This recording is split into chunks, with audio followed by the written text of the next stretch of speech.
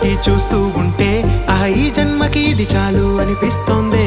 నువ్వు నా కంట పడకుండా నా వెంట పడకుండా ఇన్నాళ్ళెక్కడ ఉన్నావే? నీ కళ్ళల్లో ఆనందం వస్తుందంటే నేనెన్నెన్నో యుద్ధాలు చేస్తానులే. నీ చిరునవ్వుకై నేను గెలుపొంది వస్తాను, హామీ ఇస్తున్నానులే.